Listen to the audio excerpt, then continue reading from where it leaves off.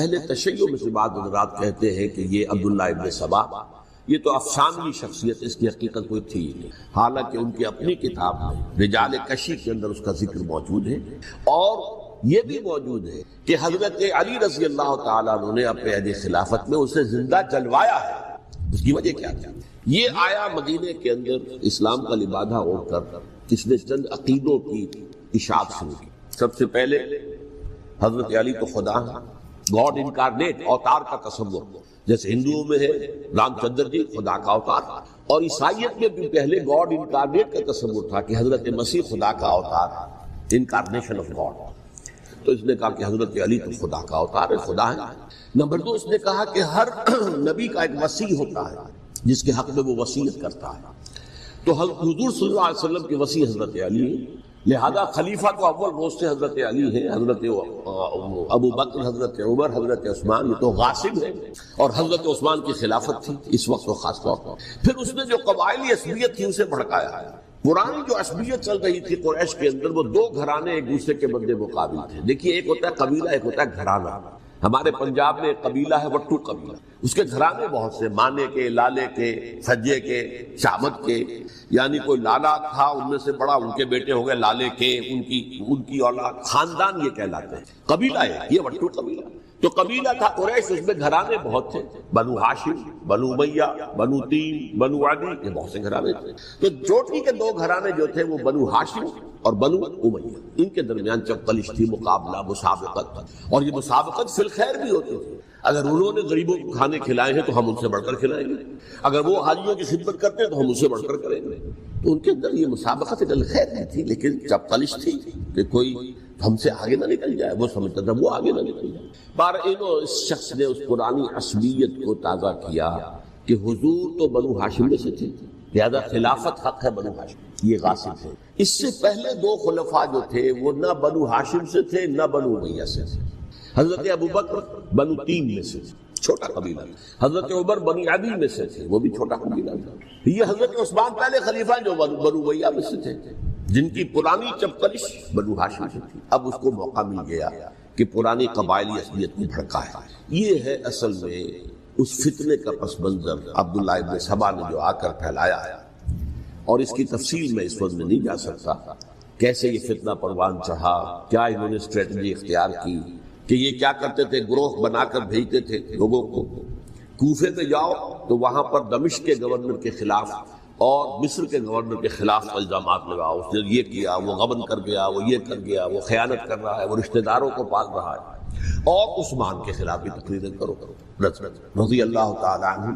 دمشق میں جاؤ تو کوفے کے گورنر کے خلاف، کیونکہ دمشق کے گورنر کے خلاف بات کرو گے تو لوگوں کو معلوم ہوگا کہ یہ جھوٹ بول رہے ہیں، لیکن یہ کہ وہاں تو تم بات کرو کوفے کے گورنر کے خلاف اور مصر کے گورنر کے خلاف اور حضرت عثمان کے خلاف۔ مصر میں جاؤ تو بات کرو کوفے کے اور شام کے گورنر کے خلاف اور حضرت عثمان کے خلاف۔ یہ انہوں نے ایسا اٹھایا، اور اس زمانے میں آپ کو معلوم ہے ذرائع نشر و رسائی تھے نہیں، نہ اس فتنے کی پتہ چل سکا جب تک کہ وہ فتنہ جو ہے پوری طرح برگ و بار لا کر تراور درخت نہیں بن گئے۔ اس کے نتیجے میں حضرت عثمان رضی اللہ تعالیٰ عنہ شہید ہوئے، اور خلیفہ پھر حضرت علی رضی اللہ تعالیٰ عنہ کو انہی سوائیوں نے، جنہوں نے گھیراؤ کیا تھا، جنہوں نے حضرت عثمان کو شہید کیا ہے، یہی حضرت علی رضی اللہ تعالیٰ عنہ کے ارد ہوئے، اور حضرت علی رضی اللہ تعالیٰ عنہ بھی نہیں چاہتے تھے خلافت کی بیعت لینا، لیکن آخر کیا کرتے ہیں؟ کیا وہ امت کو بغیر خلیفہ کی چھوڑ دیتے؟ حضرت زبیر سے کہا گیا، انہوں نے نہیں مانا، رد کر دی بات۔ حضرت طلحہ سے کہا گیا، انہوں نے نہیں مانا، حضرت علی سے کہا گیا، اب عشرہ مبشرہ میں سے یہی تو تھے نا، لہذا انہوں نے تسلیم کر لیا، خلافت ہو گئی۔ لیکن اس کے بعد جو خانہ جنگی ہوئی ہے، اس خانہ جنگی کے نتیجے میں نوٹ کر لیجئے کہ 1,00,000 کے قریب مسلمان ایک دوسرے کی تلواروں اور نیزوں اور برچھیوں اور تیروں سے ختم ہلاک۔ یہ ہماری تاریخ کا تاریخ ترین باب ہے۔ 5 سال، 4.5 سال حضرت علی کی خلافت کے، اور 6 مہینے حضرت حسن کے خلاف رضی اللہ تعالیٰ عنہ۔ اس سے کیا ہوا کہ ایک طرف تو اسلام کی جو توسیع ہو رہی تھی، تھمتا نہ تھا کسی سے سیل رواں ہمارا، وہ سیلاب رک گیا، انٹرنل سیبوٹاج ہو گئی نا، اب تو اندر ہی آپس ہی میں اگر دست و گریبان ہو گئے تو باہر اب کیا توسیع کرتے ہیں، وہ توسیع کا عمل ہوتے ہیں۔ اور یوں سمجھیے کہ جیسے ٹرک اگر کبھی چل رہا ہو، بھرا ہوا ہو، لوڈنگ، اور وہ چڑھائی چڑھ رہا ہو تو اگر کہیں موشن ٹوٹ جائے، ٹرک کو رکنا پڑے تو ڈرائیور کے جان پر بن جاتی، اس لیے کہ اس کو دوبارہ سٹارٹ کرنا، اور جبکہ وہ چڑھائی پر ہے، انکلائن پر ہے، آسان کام نہیں ہوتا، خطرہ ہوتا ہے وہ پیچھے جو ہے وہ نہ جائے۔ اور پہاڑی علاقوں میں آپ کو معلوم ہے ذرا پیچھے چلے جانے کا مطلب جو ہے بہت خطرناک جو ہے نتیجہ نکل سکتا۔ بہرحال حضرت علی رضی اللہ تعالیٰ عنہ نے اپنے خلافت میں ایک کام یہ کیا، اب اس کی کیا مصلحتیں تھیں یہ تو انہی کے علم میں ہوگا، ہم قیاس کر سکتے ہیں، میں اس طرف میں نہیں جانا چاہتا۔ ابھی تک خلافت کا مرکز تھا مدینہ منورہ، حضرت ابوبکر، حضرت عمر، حضرت عثمان، وہی جہاں حضور صلی اللہ علیہ وسلم رہے تھے اور جہاں پر کہ حضور مدفون تھے۔ لیکن حضرت علی نے اپنا مرکز جو ہے وہ کوفہ بنا۔ اچھا، اس کی ایک ظاہری وجہ یہ سمجھ میں آتی ہے کہ اسلام کا جو پھیلاؤ ہو گیا تھا، وہ سلطنت اتنی وسیع ہو گئی تھی کہ مدینہ منورہ بہت جنوب میں اور بڑے صحرا کو عبور کر کے جانا ہوتا۔ کوفہ جبکہ ایسی مقام پر تھا کہ جہاں سے مشرقی راستہ جا رہا ہے ایران کو، عراق کے اندر تو ہے وہ شہر کوفہ، اور پھر ایران اور خراسان اور ہندوستان کو راستہ جا رہا ہے، وہیں سے شمال کی طرف جا رہا ہے، شام کی طرف اور ترکی کی طرف، اور وہاں سے پھر یہ کہ مغربی افریقہ کو بھی کنٹرول کرنا، جو شمالی افریقہ کو بھی آسان تھا۔ بہرحال حضرت علی نے کوفہ کو اپنا مرکز بنایا، اور نتیجہ یہ ہوا کہ سبائیوں کا بھی مرکز وہی بنا، چونکہ انہوں نے اپنے آپ کو گردا گرد رکھا حضرت علی کے رضی اللہ تعالیٰ عنہ۔ اب ظاہر بات ہے کسی پرٹیکولر پرسن کے خلاف تو کوئی مقدمہ موجود تھا نہیں، بلکہ جب جنگ جمل ہو رہی تھی، ابھی جنگ نہیں ہوئی تھی، حضرت عائشہ، حضرت طلحہ، حضرت زبیر وہ لے کر آئے تھے لشکر اس مطالبے کے لیے کہ حضرت عثمان کے قاتلوں کو سزا دی جائے، قصاص لیا جائے۔ حضرت علی رضی اللہ تعالیٰ عنہ سے گفت و شنید ہو رہی تھی، حضرت علی جو ہے اس پر آمادہ ہو گئے کہ ٹھیک ہے، میں جو بھی قاتلین عثمان ہیں ان کو گرفتار کر کے سزا دوں گا۔ این اسی وقت کوفے کی مسجد کے اندر جو ہے 10,000 کا مجمع کھڑا ہو گیا، ہم سب قاتل عثمان، لو ہم سے بدلہ کہاں سے لوگے، اور انہوں نے کیا کیا، جاتے ہی جنگ چھیڑ دی۔ جب چھڑ جائے تو یا مرو یا مارو، اس کے علاوہ تو کوئی چارہ کار ہوتا ہی نہیں۔ ایک رات میں 10,000 مسلمان شہید ہوئے، جن میں 2 عشرہ مبشرہ میں سے حضرت زبیر اور حضرت طلحہ رضی اللہ تعالیٰ۔ تو یہ صورت تھی، سبائیوں نے گھیراؤ کیا حضرت علی کا رضی اللہ تعالیٰ۔ حضرت معاویہ دعوے دار نہیں تھے خلافت کے، قطعاً نہیں، ان کا صرف ایک دعویٰ تھا، اور وہ یہ تھا کہ عثمان کے قاتلوں کو گرفتار کرو، یا خود سزا دو یا ہمارے حوالے کرو، ہم اس سے قصاص لیں گے۔ اس لیے کہ قبیلہ بنو امیہ کا تھا، اور حضرت ابی معاویہ بنو امیہ میں سے، تو ایک خاندانی طور پر جو ہے ہم قصاص لیں گے ان سے جنہوں نے قتل کیا ہے حضرت عثمان۔ لیکن یہاں ظاہر بات ہے کہ حضرت علی رضی اللہ تعالیٰ عنہ کی طرف سے مطالبہ یہ ہوتا تھا تم پہلے میری بیعت کرو، میرے ہاتھ مضبوط کرو تاکہ میں ان کے خلاف کوئی اقدام کر سکوں۔ لیکن انہیں یہ اندازہ تھا کہ اگر میں نے بیعت کی تو ظاہر بات ہے کہ حضرت علی تک پہنچنے سے پہلے مجھے گردن اڑا دیں گے یہ لوگ، اس لیے کہ سبائی جو ہے وہ آپ کو گھیرے ہوئے۔ بہرحال ایک عجیب الجھاؤ، ایک ڈائلیما تھا جس کی وجہ سے یہ جنگ چلتی رہی، اور حضرت علی رضی اللہ تعالیٰ عنہ کو انہی کے شیعان علی ہی کے اندر سے وہ جماعت علیحدہ ہوئی تھی جس کو ہم خوارج کے نام سے جانتے ہیں، اور ایک خارجی ملجم ابن ملجم ہی نے حضرت علی کو شہید کیا رضی اللہ تعالیٰ عنہ۔ پھر حضرت حسن رضی اللہ تعالیٰ عنہ، اب دیکھیے کس قدر صحیح بات تھی جو حضرت علی رضی اللہ تعالیٰ عنہ نے فرمائی جب ان سے کہا گیا کہ کیا ہم آپ کے بیٹے حسن کے ہاتھ پر بیعت کر لیں رضی اللہ تعالیٰ عنہ۔ فرمایا نہ میں تمہیں اس کا حکم دیتا ہوں نہ میں اس سے روکتا ہوں، یہ تمہارا معاملہ ہے، امرہم شورا بینہم، تم اپنے باہمی مشورے سے جو فیصلہ کرو گے ٹھیک ہے، میں نہ حکم دیتا ہوں نہ روکتا ہوں۔ اس کا کیا مطلب ہے؟ باپ کے بعد بیٹے کی خلافت ہرگز حرام نہیں ہے، ورنہ کہتے کیسے ہو سکتا ہے میرا بیٹا؟ نہیں، یہ نہیں کہا۔ حضرت عمر سے بھی کہا گیا تھا کہ اپنے بیٹے کو نامزد کر دیں، عبداللہ ابن عمر کو، تو انہوں نے جواب میں کیا کہا؟ اسے تو طلاق دینی بھی نہیں آتی۔ انہوں نے اپنی کسی زوجہ کو طلاق دی تھی اور اس میں جو صحیح ترین طریقہ ہے وہ اختیار نہیں کیا تھا، انہیں طلاق دینے تک نہیں آتی تو میں اسے خلیفہ بنا دوں۔ یہ نہیں کہا تھا کہ باپ کے بعد بیٹا خلیفہ نہیں ہو سکتا، یہ تو نہیں تھا، کہیں حرام نہیں ہے، نہ کتاب و سنت میں، نہ کوئی حدیث ہے، نہ کہیں قرآن مجید میں۔ تو حضرت علی نے بھی فرمایا رضی اللہ تعالیٰ نہ میں روکتا ہوں نہ حکم دیتا ہوں، یہ تمہارا اپنا معاملہ ہے۔ بہرحال حضرت حسن رضی اللہ تعالیٰ عنہ نے حضرت امیر معاویہ سے صلح کر لی، خلافت ان کو سپرد کر دی۔ دیکھیے میں حضرت ابوبکر، حضرت عمر، حضرت عثمان، حضرت علی کے ساتھ حضرت حسن کے دور خلافت کو بھی خلافت راشدہ میں سے سمجھ، اور تبھی 30 سال پورے ہوتے ہیں اس حدیث کے مطابق کہ حضور نے فرمایا خلافت 30 برس رہے گی پھر ملوکیت آ جائے گی۔ تو حضرت حسن کا بہت بڑا کارنامہ یہ ہے کہ اس خانہ جنگی کا دروازہ بند کر، اور یہ پیشن گوئی تھی حضور کی صلی اللہ علیہ وسلم حضرت حسن سے، جب بچے تھے حضور کے انتقال سے پہلے، میرا یہ بیٹا مسلمانوں کے دو گروہوں میں صلح کرائے گا، یہ حضور کی پیشن گوئی تھی، اور وہ پیشن گوئی حضرت حسن کے علم میں بھی ہوگی یقیناً۔ بہرحال انہوں نے صلح کی حضرت امیر معاویہ کے ساتھ رضی اللہ تعالی عنہ، خلافت ان کے حوالے کر کر، اور کچھ شرائط تھی طے ہو گئی، اللہ خیر سے۔ حضور کی تو یہ پیشن گوئی جو ہے صحیح ثابت ہوئی کہ میرا یہ بیٹا مسلمانوں کے دو بڑے گروہوں کے درمیان صلح کرا دے، اور سبائیوں نے انہیں تانے دیے، یا عار المومنین، اے مومنوں کے لیے موجب عار، موجب شرم، تم نے بزدلی دکھائی، تم نے امیر معاویہ کو خلیفہ تسلیم کر لیا، تم نے بزدلی دکھائی، معاذ اللہ ثم معاذ اللہ ثم معاذ اللہ۔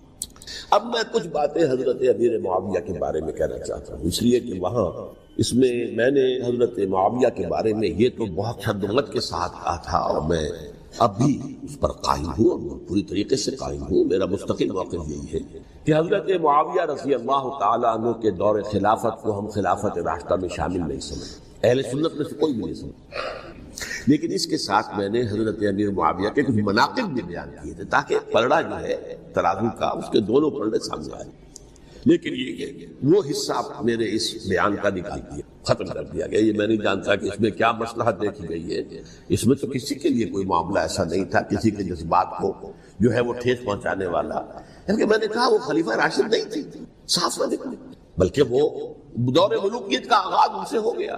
بلکہ جب ایک صاحب نے یہ کہا کہ کربلا کے بعد سے دور ملوکیت آ رہی تھی، تو میں نے کہا نہیں جناب، دور ملوکیت تو 20 سال پہلے پوری ہو چکی تھی، شروع ہو چکی۔ حضرت امیر معاویہ کے بھی 20 سال میں وہ دور ملوکیت میں شمار ہوا، انہیں کسری العرب بھی کہا گیا، عرب کے کسریٰ جو شہنشاہ ایران کا خطاب تھا، حضرت معاویہ رضی اللہ تعالیٰ عنہ کو کسری العرب کہا گیا، عرب کا کسریٰ ہی ہے۔ لیکن دوسری طرف یہ ہے کہ وہ صحابی رسول رضی اللہ تعالیٰ حضور کے برادر نسبتی بھی ہیں، حضور کے صالح ہیں، ان کی ہمشیرہ ام حبیبہ حضور کی زوجہ محترمہ ام المومنین ام حبیبہ رضی اللہ تعالیٰ عنہ۔ پھر کس قدر معتمد علیہ تھے حضور کے کہ کاتبان وحی میں شامل تھے، وحی کی کتابت کرنے والے چند لوگ تھے جنہیں کہ حضور کہتے تھے کہ اب یہ آیت لکھ لو، ان میں سے ایک امیر معاویہ رضی اللہ تعالیٰ۔ تو بڑے توازن کی ضرورت ہے۔ دیکھیے صحابہ کرام کا جہاں تک تعلق ہے، اہل سنت کا موقف یہ ہے کہ صحابہ کلہم عدول، صحابہ سب کے سب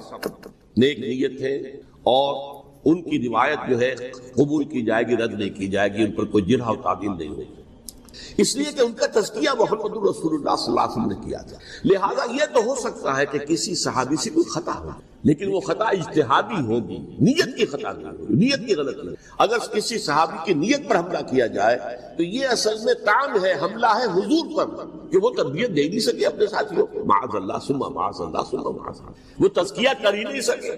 3 جگہ جو قرآن میں آیا ہے یتلو علیہم آیاتہ ویزکیہم، تو کیا تزکیہ کیا؟ اگر ان کے قریب ترین ساتھی جو تھے، اگر ان کے اندر بھی بدنیت کی تھی اور دنیا کی طلب تھی اور دنیا کے اندر اقتدار حاصل کرنے کا جذبہ تھا، تو پھر کیا تزکیہ کیا؟ معاذ اللہ ثم معاذ اللہ۔ لہذا صحابہ سب کے سب عدول ہیں، اور ان سے اختلاف ممکن ہے، لیکن ان کی نیت پر حملہ نہیں ہو سکتا۔ تو حضرت امیر معاویہ کی شخصیت ایک چیز ہے، آپ کا دور خلافت دوسری چیز۔ شخصیت کے اعتبار سے صحابی رسول ہیں، برادر نسبتی ہیں حضور کے صلی اللہ علیہ وسلم، اور پھر یہ کہ اس قدر معتمد علیہ ہے صحابہ میں سے کہ وہ کاتبان وحی، یہ عام آدمی کے کرنے کا کام نہیں تھا جو وحی کی کتابت کرے اللہ کے کلام کی۔ البتہ یہ ہے کہ جیسا کہ میں نے عرض کیا، ان کا دور خلافت راشدہ نہیں ہے، وہ ملوکیت کا دور ہے۔ یہ میں نے جیسے کہ عرض کیا، میں نے ایک صاحب نے جب یہ کہا کہ ملوکیت شروع ہو رہی تھی، میں نے کہا شروع نہیں ہو رہی تھی، ملوکیت تو 20 سال پہلے شروع ہو چکی تھی۔ اسی طریقے سے ایک صاحب نے کہا تھا کہ اسلام کو قائم کرنے کے لیے حضرت حسین میدان میں آئے، میں نے کہا یہ بھی غلط ہے، اسلام تو 60 سال پہلے قائم ہو چکا تھا، نبی اکرم صلی اللہ علیہ وسلم کے دستے مبارک سے اسلام قائم ہو گیا، جعل حق و زہق الباطل ان الباطل کان زہوقا، پھر 30 برس تک وہ کامل شکل کے اندر قائم رہا۔ تو اسلام جو ہے وہ جو ہے در حقیقت اب قائم کرنے والی بات نہیں تھی، البتہ اس کے اندر زوال شروع ہو گیا تھا، اس زوال کے عمل کو روکنے کے لیے حضرت حسین میدان میں۔ یہ چیز کو صحیح تاریخی پرسپیکٹو میں رکھنا تو جس طرح سے دین کو قائم کرنے کے لیے قائم تو کیا محمد رسول اللہ صلی اللہ علیہ وسلم والذین معہ رضی اللہ تعالی عنہ، انہوں نے کیا. ہاں اب جو ہے وہ اپنی اس شاندار حیثیت سے نیچے گرنے لگا تھا. وہ میں بعد میں عرض کروں گا کہ میں نے اس سے کیا عرض کیا تھا کہ یہ اس زوال کو روکنے کے لیے کسی طریقے سے یہ اپنی اصل حقیقت پہ قائم رہے. یہ حضرت حسین رضی اللہ تعالیٰ عنہ کی سعی تھی.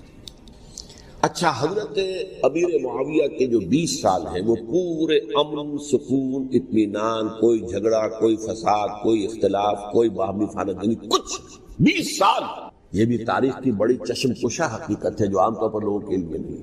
سبائی بھی دبکے رہے. حضرت امیر معاویہ کی حکومت اتنی مضبوط تھی، کنٹرول، کہ ان کو کچھ سر اٹھانے کا موقع نہیں ملا. موجود تھے، دبکے رہے. جیسے کہ میں نے کہا ریولیوشن کے آخری مرحلے پر آ کر جو مخالفین ہیں وہ دب جاتے ہیں کہ پھر دیکھیں کہ موقع ملے گا تو پھر لیں گے ان سے حساب کتاب.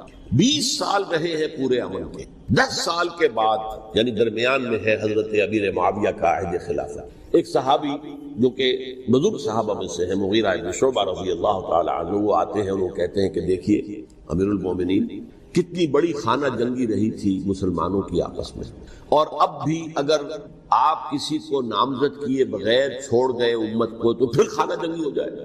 1 لاکھ اس وقت جو ہے وہ ہلاک ہوئے تھے، نہ معلوم اب کتنے ہلاک. لہذا آپ اپنی زندگی ہی میں نامزد کر دیجئے کسی کو خلیفہ، ولی عہد بنائیں. حضرت امیر معاویہ نے ابتداءً جو ہے انکار کیا نہیں، لیکن ان کے دلائل ایسے تھے وزنی، اور میں سمجھتا ہوں کہ وہ بات صحیح تھی جو مغیرہ بن شعبہ نے کہی. اس لیے کہ اب صحابہ کرام میں سے جو کبار صحابہ تھے وہ تو سب دنیا سے رخصت ہو چکے تھے. اب تو یا صغار صحابہ رہ گئے تھے جو حضور کے زمانے میں بچے تھے، حضرت حسن، حضرت حسین، عبداللہ ابن زبیر، یہ بچے تھے نا، یا تو وہ تھے، اور یا بالکل نو مسلم تھے. اور نو مسلموں میں بڑی تعداد وہ تھی جو ایرانیوں کی تھی، شامیوں کی تھی، ادھر کی تھی، ادھر کی تھی. تو ان کو تو ظاہر بات ہے کہ تربیت نبوی سے کیا خلافت راشدہ سے بھی اکثر و بیشتر کو کوئی حصہ ملا ہی نہیں. تو اس صورت میں اب وہ اعلیٰ ترین معیار پر حکومت کے نظام کو قائم کرنا ممکن نہیں ہے. کوئی قبائلی عصبیت جب تک حکومت کی پشت پر نہیں ہوگی حکومت مستحکم نہیں ہوگی. یہ گویا کہ ایک جس کو کہتے ہیں کہ حقیقت بینی، واقعیت پسندی، ایک آئیڈیالزم ہے اور ایک ریئلزم ہے کہ آپ فیکٹس آن دی گراؤنڈ کو غور کریں، سوچیں اس کے اوپر اور پھر کوئی فیصلہ کریں. اس اعتبار سے پھر حضرت امیر معاویہ نے بات مان لی اور بیعت لے لی لوگوں سے حضرت یزید کے لیے کہ یہ خلیفہ ہوں گے میرے بعد، اس کو ولی عہدی کہتے ہیں. اچھا، اس وقت 5 افراد ایسے تھے کہ جنہوں نے اس سے اختلاف کیا. یہ بات بہت اہم ہے. میرا کتاب کیا ہے سانحہ کربلا، اس کے کچھ نسخے آج یہاں ہوں گے، آپ لوگ پڑھیے اسے غور سے اور پھیلائیے تاکہ حقیقت سامنے آئے. 5 افراد کون تھے جو ہونے چاہیے؟ ابو بکر فوت ہو گئے، ان کے بیٹے عبد الرحمن ابن ابی بکر. عمر فوت ہو گئے، ان کے بیٹے عبداللہ ابن عمر. عباس فوت ہو گئے، ان کے بیٹے عبداللہ ابن عباس. زبیر فوت ہو گئے، ان کے بیٹے عبداللہ ابن زبیر.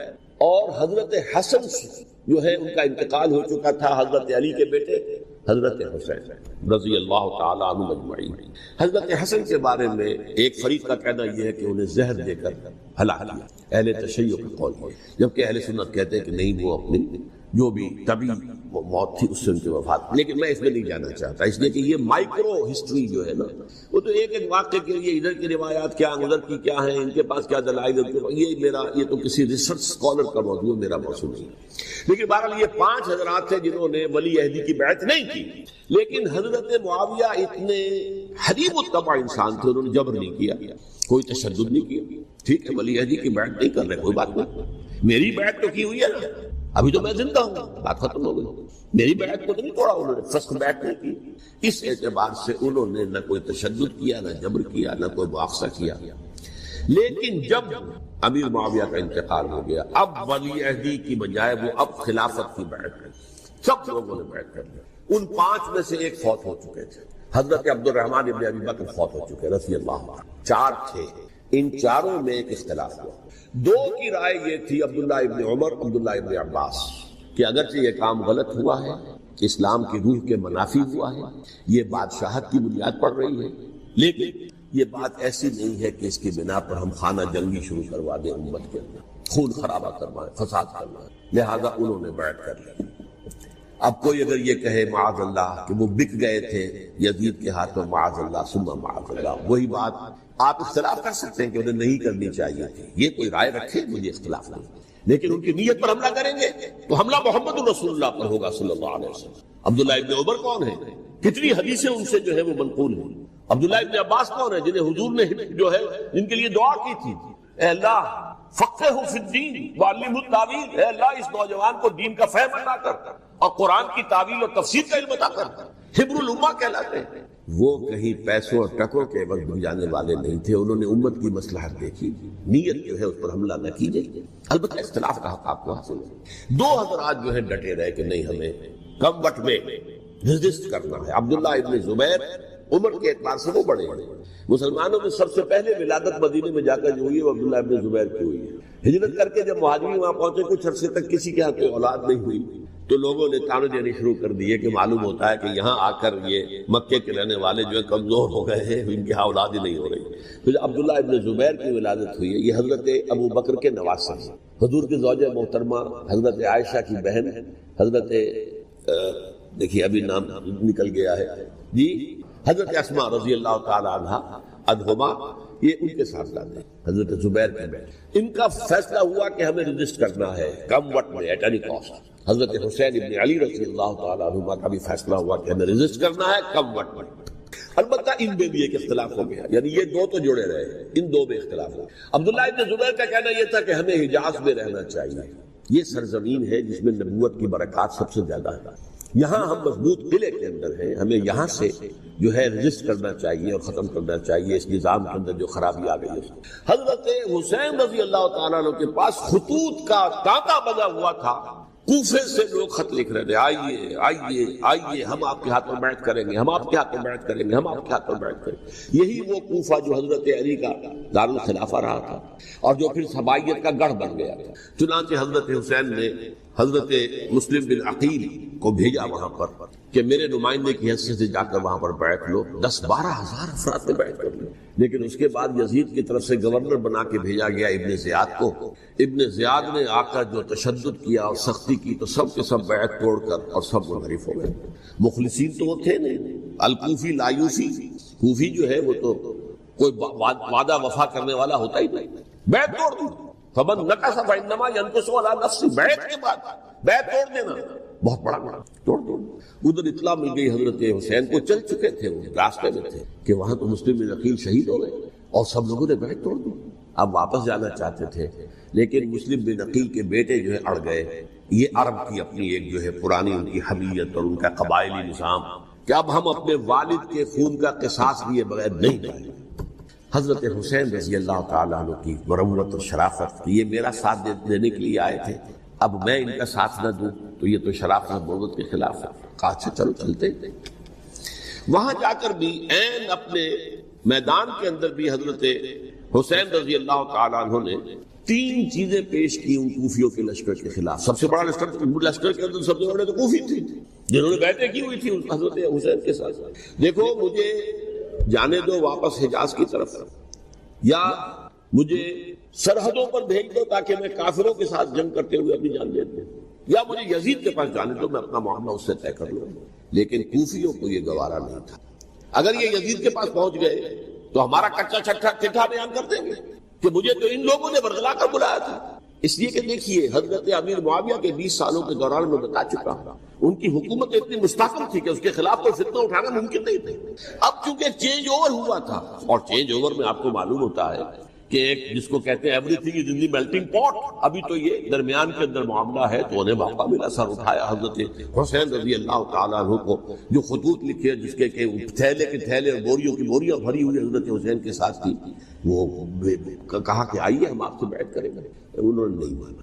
اور اصل میں حضرت حسین کے قاتل وہ کوفی، وہ بزدل، وہ منافق جنہوں نے بیعت کر کے بیعت توڑی، اور اب وہ آ گئے کہ اگر یہ حسین رضی اللہ تعالیٰ عنہ بچ کر کہیں یزید کے پاس پہنچ گئے تو پھر ہمارا کچا چٹھا جو ہے وہ سامنے آ جائے گا اور ہماری پھر شامت ہے۔ لہذا انہوں نے قتل کیا حضرت حسین کو رضی اللہ تعالیٰ۔ ایک بات جو علامہ ڈاکٹر قلب صادق نے فرمائی، اور مجھے میرے علم میں یہ بات پہلے نہیں تھی، وہ یہ کہ حضرت حسین کے قتل کا فتویٰ ایک بہت بڑے مفتی نے دیا تھا۔ یہ بات بھی ذرا سمجھ لیجیے، حضرت حسین رضی اللہ تعالیٰ عنہ کے قتل کا فتویٰ ایک بہت بڑے مفتی نے دیا تھا۔ کیوں دیا تھا؟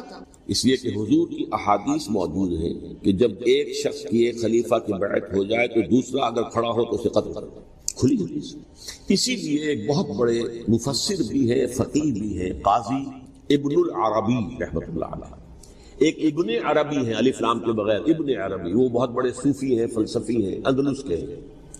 یہ قاضی ابن العربی ہیں جنہوں نے قرآن کی ایک تفسیر لکھی ہے اس اعتبار سے کہ صرف ان آیات کی تفسیر جن سے کہ فقہی احکام جو ہے ان کا استنباط ہوتا ہے۔ یہ دو تفسیریں اس طور سے لکھی گئی ہیں قرآن مجید کی، احکام القرآن ان کا نام ہے دونوں کا، جن میں سے ایک جو ہے قاضی ابن العربی کی ہے، ان کا ایک جملہ نقل ہوتا ہے، قتل الحسین بسیف جدہ، حسین قتل ہو گئے اپنے ہی نانا کی تلوار سے۔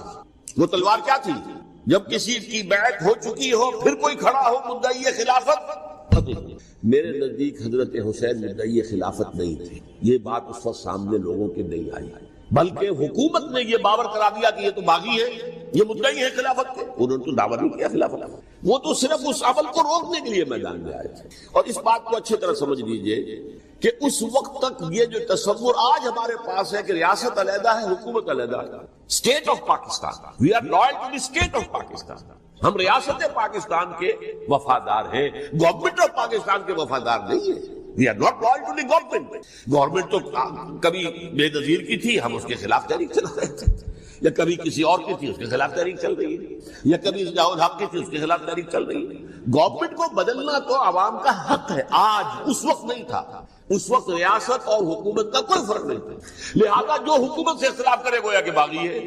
یہ ہے اصل میں وہ پیچیدہ مسئلہ کہ کیوں کسی مفتی نے فتویٰ دے دیا، اس لیے کہ اس وقت تک ریاست اور حکومت کا فرق واضح نہیں تھا دنیا پر۔ یہ تو ابھی کوئی 100-150 سال کی بات ہے کہ آج ہمارا جو پولیٹیکل سائنس کا ایولیوشن ہوا ہے وہ اس اسٹیج تک پہنچ گیا ہے کہ اسٹیٹ علیحدہ ہے، حکومت علیحدہ ہے۔ حکومت تو اسٹیٹ کے 3 آرگنز میں سے ایک آرگن ہے، ایڈمنسٹریشن حکومت کی ہے، جوڈیشری ہے اور لیجسلیچر ہے، 3 آرگن سے بڑے بڑے ان میں سے ایک ہے۔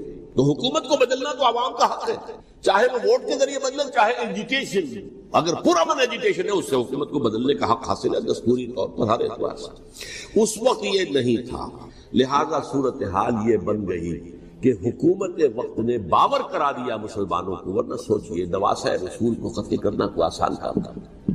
آخر سب کلمہ گو تھے کہ نہیں تھے؟ کلمہ گو تھے اور حضور سے عقیدت و محبت میں کبھی، لیکن یہ کہ فتویٰ اگر ایک بہت بڑے مفتی کا، جو کہ حضرت علامہ ڈاکٹر قلب صادق صاحب نے فرمایا، مجھے اس مفتی کا نام بھی معلوم نہیں کہ ایک مفتی کا فتویٰ تھا جس کے بنا پر اب ان لوگوں نے حضرت حسین کا قتل کیا، اور یہی وجہ ہے کہ انہوں نے پھر خیموں کو بھی آگ لگا دی۔ وائی، حالانکہ دیکھیے اگر دشمنی کا انتقام ہوتا تو حضرت علی بن حسین جو بیمار تھے، جو بعد میں زین العابدین رحمت اللہ علیہ کے نام سے پھر یہ اہل تشیع کے چوتھے امام معصوم ہیں، حضرت علی، حضرت حسن، حضرت حسین، اور پھر حضرت علی بن حسین زین العابدین رحمت اللہ علیہ، کیا ان کو بھی قتل کر دیتے؟ حضرت حسین کی تو نسل ہی ختم ہو جاتی، لیکن نہیں تھی۔ آگ کیوں لگائی؟ آگ اس لیے لگائی کہ وہ جو ڈاکومنٹری پروف ہے ہماری غداری کا یزید کے خلاف حضرت حسین کو جو ہم نے دعوت دی، وہ جو ڈاکومنٹری پروف خطوط کی شکل میں موجود ہے وہ ختم ہو جائے، ڈسٹرائے ہو جائے۔ اس کے لیے انہوں نے خیموں میں آگا۔ بہرحال یہ ہے تاریخی پس منظر، یہ اسی سبائی فتنے کا تسلسل ہے جس نے سب سے پہلے حضرت عثمان کی جان لی رضی اللہ تعالیٰ عنہ۔ 5 سال تک مسلمانوں میں خانہ جنگی رکھی، حضرت علی کو پھر شہید کیا، اور اس کے بعد جو ہے 20 سال حضرت امیر معاویہ کے تو سر نہیں اٹھا سکے، لیکن پھر جب ایک چینج اوور ہو رہا تھا تو اس وقت انہوں نے موقع غنیمت سمجھا کہ اب کھڑے ہو جاؤ اور اب دوبارہ ایک فتنہ جو ہے اس کو امت کے اندر پیدا کرنا۔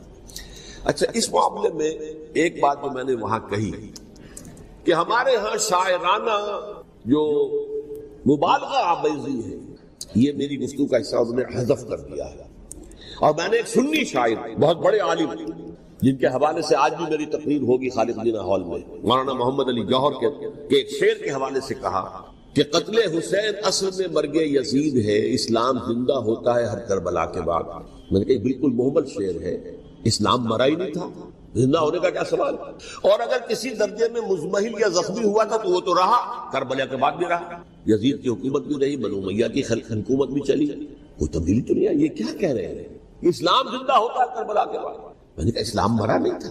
جیسے میں نے یہ کہا کہ ملوکیت جو ہے وہ اب شروع نہیں ہوئی، ملوکیت تو 20 برس پہلے شروع ہو چکی تھی حضرت امیر معاویہ کی، لیکن ظاہر بات ہے کہ حضرت حسن نے، حضرت حسین نے اس کو قبول کیا، اور حضرت حسین نے تو پھر 10 سال تک ولی عہدی جو تھی چاہے بیعت نہیں کی لیکن اس کے خلاف میدان میں آ کر چیلنج تو نہیں کیا۔ اس اعتبار سے یہ معاملہ جو ہے اسلام زندہ ہوتا ہے کربلا کے بعد، یہ بے تکی بات ہے۔ ہاں حضرت شاہ اسماعیل شہید رحمۃ اللہ علیہ کی اگر میں تشبیہ کو، تمثیل کو سامنے رکھوں تو اسلام کی عمارت 6 منزلہ ہے، 6ٹھی منزل ٹاپ کی وہ گر گئی، 5 منزلیں انٹیکٹ تھی، اسلام مرا نہیں تھا۔ عدالت میں شریعت کے مطابق فیصلے ہو رہے تھے، قاضی تھے، مفتی تھے، شریعت نافذ تھی، اسلام نہ مرا تھا، جبکہ خود کہہ رہے ہیں علامہ قلب صادق کے ایک مفتی کے فتوے سے حضرت حسین کو قتل کیا گیا۔ اب وہ مفتی کی رائے اس کی بدنیتی ہو جو بھی ہو وہ جانے، اللہ جانے، لیکن عام مسلمان کیا کرتے ہیں؟ اس پہلو سے اسلام مرا نہیں تھا۔ ہاں ایک منزل گر گئی تھی، وہ گری نہیں، 1000 برس تک گری نہیں، یہاں تک کہ آ کر مغربی امپیریلزم نے اس کے گرایا، ملوکیت کا معاملہ ختم کیا اور وہ جبریل ملوکیت دوسری آ گئی، ورنہ وہی بادشاہی چلی ہے۔ بلکہ دور بنو امیہ میں وہ بادشاہی پوری طرح اس نے بالوں پر نہیں نکالے تھے، اصل بالوں پر تو اس نے نکالے ہیں دور بنو عباس میں آ کر، اور پھر سلاطین جو ہے ترک، جو ترک خلفاء ہے، ان کا بھی بادشاہت تھی، اور کیا تھا وہ خلافت تو نہیں تھی۔ تو یہ جو اسلام میں جو بھی نقص واقع ہو گیا تھا، کبھی واقع ہو گئی تھی، وہ جو کی تو برقرار رہی، اس کو بھی تسلیم کیا۔ میں اللہ کا شکر ادا کر کے کہتا ہوں کہ دونوں حضرات، دونوں شیعہ دانشور اور بڑی اعلیٰ سطح کے جو شیعہ عالم تھے، انہوں نے اس بات کو تسلیم کیا اور میری اس بات کو چیلنج نہیں کیا۔ اصل میں تیسری بات میں نے یہ کہی کہ دیکھیے حضرت حسین رضی اللہ تعالی عنہ کی اس شہادت کے بعد، اس کے بعد واقعہ حرہ بھی ہوا جو واقعہ کربلا سے بھی بعض اعتبارات سے زیادہ بھیانک اور زیادہ گھناؤنا واقعہ ہے بنو امیہ کی تاریخ ہے، جس کو لوگ جانتے ہی نہیں۔ مدینہ کے کچھ لوگوں نے بغاوت کی اور انہوں نے اس کے خلاف فوج بھیجی، اور فوج کو جو مدینہ فتح کر لیا 3 دن کے لیے حلال کر دیا، جو چاہو کرو، یہاں جسے چاہو مارو، جسے چاہو لوٹو، جس کا گھر چاہو برباد کرو، جس عورت کو چاہو ریپ کرو، اور یہ مدینہ النبی کے اندر ہوا۔ تو کاٹ کھانے والی ملوکیت کے اندر بہت سے واقعات ہیں۔ عبداللہ ابن زبیر کھڑے ہوئے، انہوں نے حکومت قائم کی تھی، لیکن یہ کہ وہ تو 6 سال کے لیے کامیاب بھی رہے، ایک حکومت قائم کی، بنو امیہ کے ہاتھ پر بیٹھ نہیں کی، بالآخر ان کی حکومت بھی ختم ہو گئی۔ پھر حضرت زید کھڑے ہوئے، انہوں نے بغاوت کی، وہ بھی ناکام رہ گیا۔ پھر بنو عباس میں کھڑے ہوئے حضرت نفس زکیہ، حضرت حسن رضی اللہ تعالیٰ عنہ کے اولاد میں سے، وہ بھی ناکام ہو گئے، شہید ہو گئے۔ پھر یہ سمجھ لیا گیا کہ اب یہ جہاں تک 6ٹھی منزل ہے وہ تو دوبارہ تعمیر نہیں ہو سکتی، یہ تو جس کی لاٹھی اس کی بھینس، جس کے پاس طاقت ہوگی اس کی حکومت ہوگی، جس کا قبیلہ زیادہ قوی ہوگا، جس قبیلے میں زیادہ عصبیت ہوگی، مضبوط ہوگا، متحد ہوگا، طاقتور ہوگا، اسی کی حکومت ہوگی۔ البتہ اس کے نیچے لوگوں کے اخلاق کی اصلاح کرو۔ صوفیاء کرام نے وہ کام اپنے ذمے لیا، اور بالکل وہی کام ہے کہ جو ائمہ اہل بیت کرتے رہے۔ حضرت حسن کی اولاد میں، پھر حضرت علی بن حسین رضی اللہ عنہ، حضرت حسین کی اولاد میں، پھر امام محمد باقر، امام محمد جعفر صادق، اور اس کے بعد بھی 5 اور، کسی نے بغاوت نہیں کی۔ جیسے علماء کرام کام کر رہے تھے اور جیسے صوفیاء کرام کام کر رہے تھے، ایسے ہی وہ مسلمانوں کی علمی تربیت، روحانی تربیت اور تزکیہ کر رہے تھے، کسی نے حکومت کو چیلنج نہیں کیا۔ نوٹ کر لیجیے اس بات، حضرت علی نے بھی چیلنج نہیں کیا تھا، حضرت حسن نے چیلنج نہیں کیا، خود صلح کر لیا۔ تو ائمہ اہل بیت جو 12 یہ گنتے ہیں، جن میں سے آخری جو ہے حضرت مہدی کو تو ابھی ظاہر ہونا ہے، ان کے عقیدے کے مطابق وہ روح پوش ہیں، وہ ظاہر ہوں گے، لیکن 11 حضرات کے بارے میں یہ کہ حضرت حسین کے سوا کسی نے بھی چیلنج نہیں کیا موت کے نظام، اور حضرت حسین نے بھی اس مغالطے پر کیا کہ کوفی ساتھ دیں گے، اور یہ موقع ہے کہ یہ جو 6ٹھی منزل اسلام کی گر گئی ہے اسے دوبارہ تعمیر کر دیا جائے۔ انہوں نے خلافت کا دعویٰ نہیں کیا گیا، یہ انہیں عوام کو مغالطے میں مبتلا کیا گیا کہ یہ خلافت کا مدعی ہو کر سامنے آیا۔ جیسا کہ میں نے آپ سے کہا تھا، امیر معاویہ نے حضرت علی کے عہد خلافت میں کبھی خلافت کا دعویٰ نہیں کیا، مدعی خلافت نہیں تھے، وہ تو یہ کہتے تھے کہ قاتلان حسین جو ہے، قاتلان عثمان کو سزا دو، قصاص دو، بس۔ اسی طرح حضرت حسین نے بھی، اب دیکھیے اس ضمن میں اس میں کوئی شک نہیں ہے، حضرت حسین رضی اللہ تعالی عنہ کی جو شہادت ہوئی ہے، ان کے ساتھیوں کی، اعزاء و اقارب کی، تاریخ انسانی میں یہ عزم، ہمت، شجاعت مسابرت، صبر، استقلال، استقامت، اس کی بہت روشن مثال ہے، بہت روشن مثال ہے، بہت روشن مثال. لیکن اس سے تاریخ کی رفتار پر کوئی اثر نہیں پڑا. وہ جو ملوکیت آ گئی تھی وہ اور گہری سے گہری ہوتی چلی گئی. واقعہ کربلا کے بعد تو واقعہ ہررا ہوا میں نے گنوا دیا، اس سے زیادہ تو میرے خیال میں کہ اور ہمارے لیے لائق شرم جو ہے کوئی واقعہ ہے ہی نہیں اس پہلو سے. لیکن حضرت حسین کا ایک، اب ان کو یہ کہ میں مطلب یہ کہ اگر میں ان کے ہاتھ پر بیعت کر لیتا ہوں جو کہ اس وقت سامنے موجود تھے کہ یزید کی بیعت تمہارے ہاتھ پر کرتا ہوں، تو گویا کہ اپنے آپ کو سرنڈر کر دیتے. وہی خطرہ جو امیر معاویہ کو تھا کہ مجھے وہ تو پہنچنے بھی نہیں دیں گے علی تک رضی اللہ تعالیٰ عنہ، اور مجھے پہلے ہی شہید کر دیں گے. یہی خطرہ حسین کو تھا رضی اللہ تعالیٰ عنہ کہ مجھے یزید تک پہنچنے نہیں دیں گے، پہلے قتل کر دیں گے. اور ویسے بھی یہ ایک شرافت، مروت اور حمیت اور غیرت اور عزت نفس کا تقاضا بھی تھا کہ بھائی معاملہ ہے یزید کا، میرا مجھے وہاں جانے دو، اللہ نہ کر دو، یو کین اسکورٹ می، میرے دائیں بائیں چلو تاکہ میں کہیں اور بھاگ نہ جاؤں تمہارے خیال میں، مجھے وہاں پہنچا دو، میں وہاں پہ جا کے اس سے معاملہ کروں گا. لیکن انہوں نے قتل کیا. اصل قاتلان کوفی وہی سبائی. البتہ یہ ہے کہ اس واقعے کی جو یادگار ہے اس میں کوئی شک نہیں ہے کہ اس نے مسلمانوں میں سے ایک گروہ کے دل میں قربانی اور شہادت کا جذبہ بہت پیدا کیا، اس میں کوئی شک نہیں. اور جس طریقے سے کہ عاشورہ محرم میں یاد منائی جاتی ہے، جس طریقے سے اس نے اہل تشیع کے اندر قربانی کا جذبہ بے انتہا پیدا کیا. اگرچہ وہ جذبہ بروئے کار نہیں آتا، اس لیے کہ ان کے ہاں یہ عقیدہ ہے، یہ طے ہے کہ جب تک حضرت مہدی ظاہر نہیں ہوں گے ہم کسی کے خلاف بغاوت نہیں کریں گے. یہ پوری تاریخ میں ان کا معاملہ رہا، تمام جو ہے ائمہ اہل بیت کا معاملہ رہا. جب تک مہدی نہیں آتے keep sitting and keep waiting, wait and see, that's all. یہ تو خمینی صاحب نے کیا ہے، آیت اللہ خمینی صاحب نے، کہ انہوں نے یہ ایران کے شیعوں کو باور کرایا کہ بھائی جب آئیں گے حضرت مہدی آ جائیں گے، لیکن ہم اب ہاتھ پر ہاتھ رکھ کر بیٹھے رہیں، باطل کو چیلنج بھی نہ کریں. ہمیں کچھ تو کرنا چاہیے، وہ ہاتھ پاؤں ہلانے چاہیے، اور کچھ نہیں تو مہدی کا راستہ جو ہے صاف کرنا چاہیے، تمہید کرنی چاہیے، ان کے راستہ ہموار کیا جائے. تو یہ ان کی بڑی عظمت ہے آیت اللہ خمینی صاحب کی کہ اہل تشیع ایران کے جو ہے ان سے انہوں نے یہ بات منوا لی کہ ہم بالکل انرٹ نہیں بیٹھے رہیں گے، بلکہ اب انہیں نائب امام قرار دے کر اور ولایت فقیہ کے فلسفے کے حوالے سے، یہ دو چیزیں ان کی جو ہیں بنیادی فلسفے کی ہیں، وہ اس وقت میرا موضوع نہیں ہے.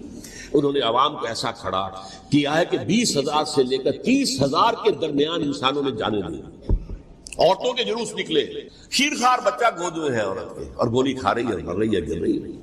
آپ سوچئے زندگی کتنی عزیز ہوتی ہے، اور شیرخوار بچے کے لیے ماں کی جو زندگی ہے اس ماں کو اپنی زندگی کتنی عزیز تر ہوگی کہ اپنے لیے نہیں تو اس بچے کے لیے مجھے جینا ہے. لیکن نہیں، گولیاں کھائیں گری.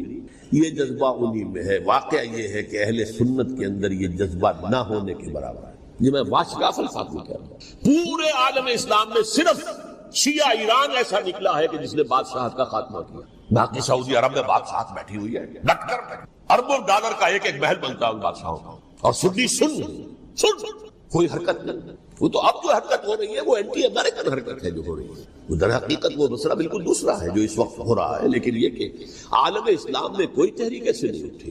یہ اہل تشیع میں ہے جو بالکل استثنائی بات ہے کہ انہوں نے جو ہے ایسا بادشاہ جس کو کہا جاتا تھا کہ اس کا جو اسلحہ خانہ ہے وہ ایشیا میں سب سے بڑا اسلحہ خانہ ہے، جو 2500 سالہ پرانی جو ایک عظمت تھی ایران کی، اس کو دوبارہ تازہ اور زندہ کرنا چاہتا تھا. 2500 سالہ برسی اس نے منائی تھی، اس کے لیے ایک شہر آباد کیا تھا کہ خسرو یا سائرس یا ذوالقرنین قرآن مجید کی اصطلاح میں اس کی یادگار بنائی تھی. اور وہ سوچ رہا تھا کہ وہی عظمت دوبارہ ایران کی ہوگی جو کہ خسرو کے زمانے میں تھی، جس کا قرآن مجید میں سورہ کہف کے اندر ذکر ہے.